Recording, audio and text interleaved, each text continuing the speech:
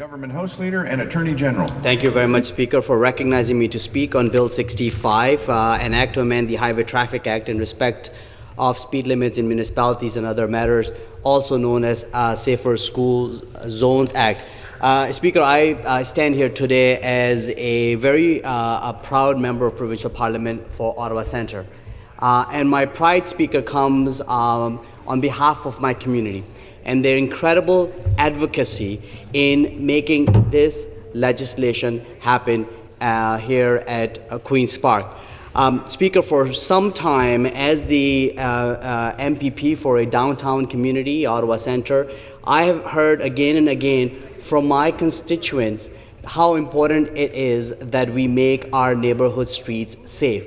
I have heard from moms, I have heard from dads, I have heard from teachers, I have heard from our seniors that our streets, our neighborhood streets, are getting unsafe because of speeding. And one of the issues that was raised to me by many community champions in my riding of Ottawa Centre was a mechanism for municipalities to reduce the default speed limit from 50 kilometers an hour to something less, be it 40 kilometers an hour or 30 kilometers an hour.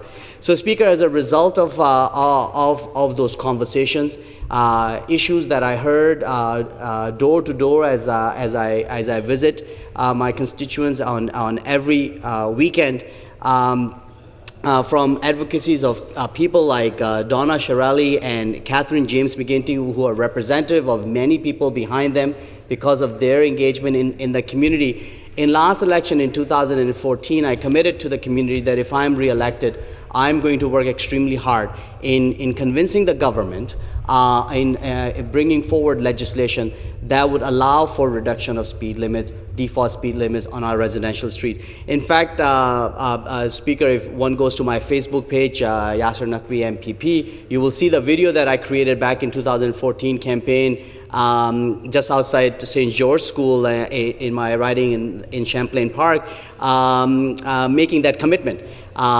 So I stand here quite happy and proud that my community and I were able to work together to engage our government, to engage our Minister of Transportation, and I want to personally thank him for listening to him. I think I was a bit of a pest to him for a while in terms of raising this issue on behalf of my community, and to be able to see a legislation, a fairly comprehensive legislation that is going to make a marked difference in making sure that our streets in our communities across the province, whether it's urban or suburban or rural, north or south, is going to be safer for our children, for our seniors, and everybody who engages in active transportation.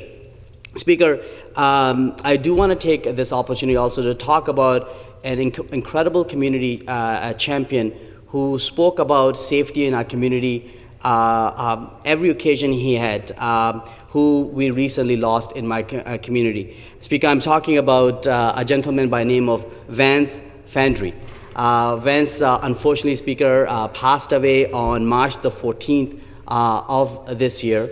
Vance was much loved by a community, especially in Hintonburg, because he, along with his wife, Cheryl Parrott, were a force to be reckoned with. I remember when I decided to run for office for the first time in 2007, Cheryl and Vance were the first one to call me and said, "You come to our community, we want to give you a tour of Hintonburg to tell you what are some of the issues are so that we can work together." And this is, I was just a candidate, I was not even elected at that time. And they have been friends, they have been advocates and champions, people that I listen to as mentors since that. And it was really heartbreaking to lose Vance for the entire community. We had a great celebration for Vance at the Carlton Tavern not long after his passing away. And this is how he was described, Speaker: gentle, kind, caring, soft-spoken, Mr. Fix-It, the tool guy, mad scientist, inventive, safety first. And that's such an apt description of Vance. So to Cheryl, we think of Vance every day. We thank you and Vance for your incredible advocacy in making our community safe. And this bill very much in my view, in honor of Vance Fandry and the work he has done in our community to make our neighborhood safe, especially the community of Hinterberg, where he lived for many, many, many years. Speaker, as a result of that advocacy, back in May of 2015, I actually hosted a town hall in my community where we brought in the community to discuss speed limits and road safety. And we put together, Speaker, as the MPP, a group of expert speakers who came and spoke to the community, and it was an event that was very well attended, held at St. Anthony's Banquet Hall in Little Italy in my riding. And we had people like community advocates, Donna Shirali, who I mentioned earlier, who's a resident of Wellington Village in my community. She presented her experience in the community and how she started a slow down campaign with the city of Ottawa so that you can sort of make people recognize that there's children playing street hockey or families who live in these streets so people can slow down. We had Dr. Barry Weller, who is a former professor at University of Ottawa who specializes in urban design, to talk about how we can use engineering and design to reduce speed limits.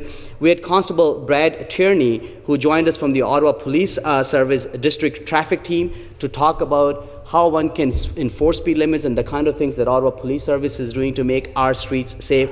And we also had Dr. Isra Levy, who's City of Ottawa's Medical Officer of Health, to talk about how reducing speed limits could save lives. It was a very a thoughtful discussion, Speaker, that we had, and we were able to gather many views from the community that I submitted to the minister actually later on. And if I could sort of summarize what we learned in that discussion, that I said to the Minister of Transportation, the member from Vaughan, that there is a strong desire in Ottawa Centre to reduce the default speed limit in Ontario to at least 40 kilometers an hour and to give municipalities the authority to set their own limits.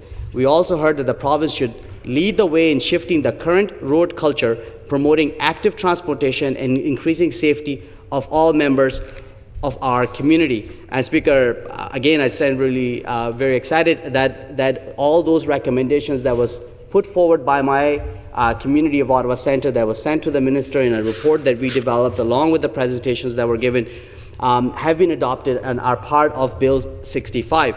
We also did a quick little survey while in that session, giving people some options as to what they would like to see. And if I could just summarize the survey very quickly, the first option was that to do nothing, to keep the status quo. Nobody voted for that option. Second option was that the province should reduce the default speed limit from 50 to 40 kilometers an hour under the Highway Traffic Act. 33% of the attendees preferred that choice. The third option was that municipalities be permitted to set a default speed limit of 50 kilometers to 40 kilometers an hour. Only 22% of the people chose that option. And the final option was to give municipalities the power to reduce the speed limit to 40 or 30 or whatever they choose to do so. And 45% of attendees responded in support of that option. And I'm happy to report that Bill 65 does exactly that. It gives the opportunity for municipalities to be able to reduce speed limits lower than 50 kilometers an hour. It does not prescribe what that lower speed limit should be. That is up to the community and the municipalities to do so through bylaw. Speaker, again, I think it's a testimony that communities have the great best sense of what's the pulse in the community is, and we have to do a better job always to listen to communities. And I'm happy to say that we have a great example here through Bill 65. Speaker, the other question I wanted to sort of talk about is, why is this bill important? Why is it important that we make our streets safe? Of course, there's the common sense answer is that we want to make sure that everybody lives in safe environment, that our streets are safe for everyone. But I think there's a fair bit of research that has gone as well behind that for us to instruct by evidence why it is important that we revisit the idea of 50 kilometers as a default speed limit. My research, Speaker, shows that 50 kilometers an hour as a default speed limit came out in around 1950s. A lot has changed since that time. You know, if you look back what kind of cars we were driving in 1950s, they were bigger, they were more clunkier cars. We were also a smaller province as well. Now what we see is we've got more density, more intensification, which is a good thing, especially in urban communities. We see that the cars are getting faster. It's easy to go from 0 to 60 or 100 kilometers, and you know, we see those advertisements all the time in few seconds. Not to mention quality of life. We are far more health conscious. We encourage to engage in active transportation, to be more outdoors. And these are all good reasons that we revisit 50 kilometers as a default speed limit. Not to mention the scientific evidence. The Ontario's chief coroner for Ontario did a pedestrian death review, Speaker, looking at all pedestrian deaths that took place in Ontario from January 1st, 2010 to December 31st, 2010. And one of the areas that the coroner looked in that is the impact of speed. And it's very interesting. It's quite actually telling how much a difference could make in terms of the safety of an individual and the chances of survival in case of a collision if a car is driving at 50 kilometers an hour or something less. According to the coroner, Speaker, the pedestrian struck by a vehicle traveling in zones where the posted speed was less than 50 kilometers an hour accounted for 5% of the total of pedestrian deaths. The evidence from this study demonstrated that when struck in zones where posted limits were 50 kilometers per hour or greater, death became far more common outcome, with 67% of deaths occurring on roads where posted speed limits were beyond 50 kilometers an hour. So you're talking about 67% versus 5% death rates if you're struck by a car if it's driving at 50 kilometers an hour. To me, it seems like a no-brainer as to what we're doing in this legislation by reducing speed limits, because we are creating that much more better opportunity for people to be able to survive in case of a collision. Again, when you start to think about the likelihood of a child who may be playing on the street or on a bicycle or in a school zone, leaving school, or a senior who is just doing the regular chores and getting struck by a car that may be driving 50 kilometers an hour or more.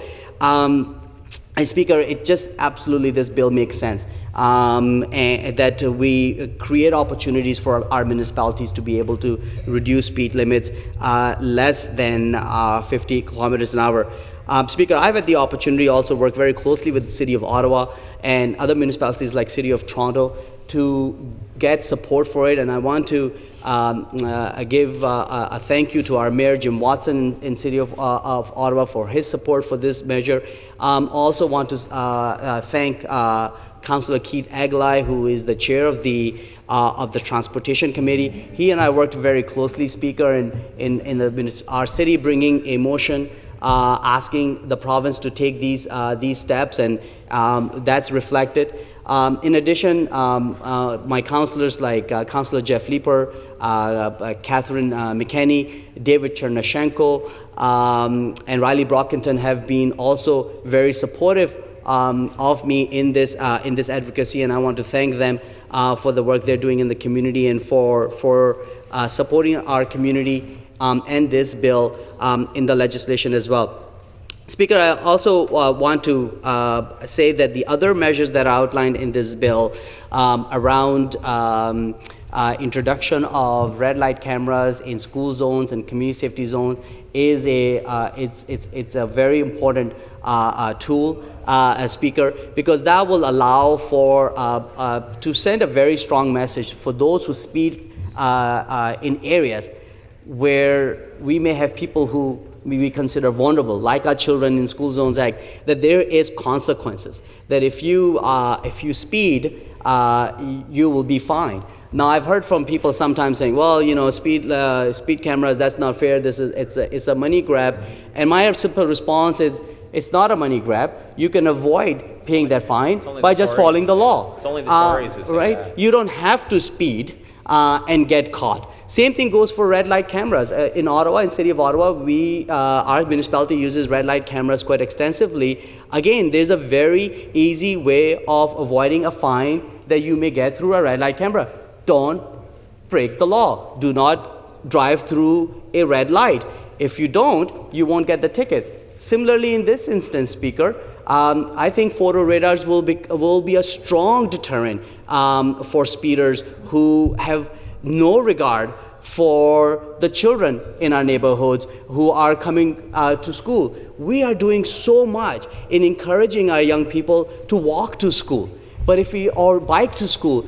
And in order for us to do that, we need to make sure that they are also safe. We have a great walking bus program run by a friend of mine, Wallace Beaton, who's a great champion of green communities and safe communities. Those kids, if we're going to encourage them to walk to school, we need to make sure that our streets are safe as well. And by introducing tools like photo radars in our school zones and community safety zone is a great deterrent. So anybody who thinks this is a cash grab, I have only one simple thing to them: follow the law, follow the speed limit. You'll never get a ticket. It's simple as that. Speaker, also the third aspect of this bill, which is around making it easier for municipalities to use red light camera, I think is also a very positive step. We've seen the success of red light cameras in Ottawa to make our intersections safe. I had a great privilege of working on a private member's bill before that government also adopted that allowed for red light cameras, tickets to be given to drivers that are out of province. You can imagine that's a bit of an issue in Ottawa because we are a border town, so that we again make sure that the laws apply equally. And that private member's bill of mine was adopted by government and made into law. So Speaker, I feel quite encouraged on behalf of my community that we are taking all reasonable steps to make our streets safer. Not to mention, Speaker, you couple all this with the investments that we're making in our public transit. In case of Ottawa, we're seeing billions of dollars being invested in building the LRT. Phase 1 of LRT is on time and on budget, and by next year, it should be up and running. The province has contributed $600 million to that, and we've also already committed over $1 billion for phase 2 of the LRT that is going to ensure that pretty much our entire city will be covered by LRT. And then, of course, we're already working on our environmental assessments for phase 3 so that we can go further down in the west in Canada. But all those things allows for my constituents in Ottawa Centre, and of course all residents of Ottawa have an opportunity not to drive cars, but actually be able to take public transit in an affordable way of getting there. We're also, Speaker, investing in active transportation with more bicycling lanes that's being built around my community of Ottawa Centre with segregated bike lanes on Laurier Avenue and recently on O'Connor in my riding, again allowing for people who use bicycle as a mode of transportation to do so in a safe way. One of the other projects that, Speaker, I'm working on is to build a pedestrian and active transportation bridge on the historic Rideau Canal in my riding that will connect Glebe to Old Ottawa Old Ottawa East, Speaker. That bridge, once built with the support of all 3 levels of government, Speaker, will be a game changer again in really sort of connecting two densely populated communities to be able to cross the historic Rideau Canal by not driving from one end to the other, but by just walking or rollerblading or taking just biking on one's bicycle to the other part. All those things, Speaker, results in building a vibrant community, a community that is healthy and sustainable, a community that is active. And that is what we all have been working towards in my community of Ottawa Centre. And I have been very fortunate to be a partner in that with the community. Speaker, again, I want to thank the members of my community for their active advocacy, for working in a proactive manner. People in organizations like Civic Hospital Neighborhood Association, the Westboro Community Association, the Wellington Village Community Association, the Glebe Community Association, Old Ottawa East and Old Ottawa South Community Association. I can go on and on and on. We all know that these are volunteers. They get involved in these community associations just to make our neighborhoods better, and to be able to listen to them, to be able to work with them, and then to be able to bring government legislation that exactly addresses the issues that they raise to make our neighborhood safe is a great moment of pride for me, and I want to thank them for giving me the opportunity to serve them in this great chamber. Thank you very much, Speaker.